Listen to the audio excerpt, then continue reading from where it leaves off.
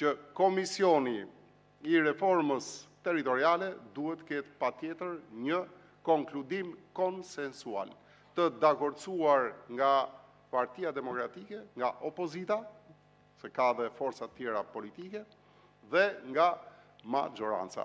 Përndryshe, të gjithë këto lavde, të gjithë këto dëgjesa, të gjithë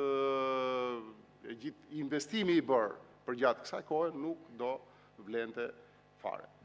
Dhe kjo dëgjes shërben shumë më shumë se çdo gjë tjetër. Shërben më shumë se dhe bisedat e mbyllura në salla apo vendimet e marra në salla. Prandaj duhen dëgjesat dhe jo thjesht dëgjesa për të bërë denoncime, jo thjesht për të bërë lavdërime administrative, që vinë nga njerëz administrativ, por edhe për të sjellë këtu propozime shumë të rëndësishme, konkludime që vinë nga zëri bruto, nga zëri i qytetarëve. Dhe dëgjesat patjetër janë të rëndësishme, sepse për të kuptuar gjërat për një reformë territoriale, territori nuk lexohet në parlament, nuk lexohet thjesht në komision, territori lexohet këtu në dëgjesat publike, lexohet në rrugët e braktisura, në fshatrat, në lagjet e Vlorës, në mungesën e shërbimeve dhe në problemet e mëdha që ka qarku i Vlorës, që ka Saranda, që ka Urikumi, që ka Kota, që ka Selenica dhe gjithë hapësira e madhe e këtij qarku që është një nga qarqet kryesore dhe me peshë në Shqipëri, sepse ze gati 10% të sipërfaqes së Shqipërisë dhe gati 6% të popullsisë së Shqipërisë sipas censusit të fundit.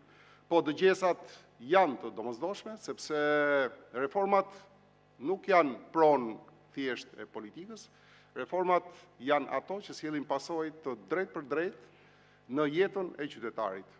Po jam dakord që pushteti vendor ndikon në çdo stat të jetës tonë, në çdo hap të jetës tonë. Madje ai përcakton pse jo edhe nivelin e lumturisë dhe dashurisë që ne kemi me vendin, me territorin, me lagjen, me shtëpinë dhe me gjithçka tjetër na rrethon. Prandaj dhe kjo reformë ka një rëndësi shumë të madhe dhe shumë specifike. Por ama duhet jemi shumë sakt. Pse kemi ardhur në këtë reformë pas 10 vitesh, sepse duket sikur ne jetojmë në regjim reformash. Na është bërë kjo fjala reform, nuk e di, fjala më konsumuar, dhe këto reformat nuk kanë as stad dhe më, nuk kuptohet. Dhe duhet jemi shumë qartë që këtu nuk jemi për të krahasuar 2014-ën, 2015-ën me para 2014-ës dhe 2015-ës, sepse ky këndvështrim është tërësisht i padrejtë për mua, se do thoja i gabuar, por e kurseva fjalën i gabuar. Ne duhet ta bëjmë krahasimin me atë çka u parashikua 2014-15-ën dhe atë që solli 2014-15-a. Këtu është esenca e parashtrimeve tona dhe e qëndrimeve tona. Dhe në një pyetje shumë thjeshtë, pyetja që sundon edhe në këtë sallë dhe jashtë kësaj sallë është: a dështoi reforma e 2014-ës? Dhe në fakt përgjigjja ndaj kësaj pyetje përcakton edhe mënyrën si menaxhohet dëgjesa jon, mënyrën si do eci komisioni dhe mënyrën si do konkludoj vetë në fund fare komisioni i reformës.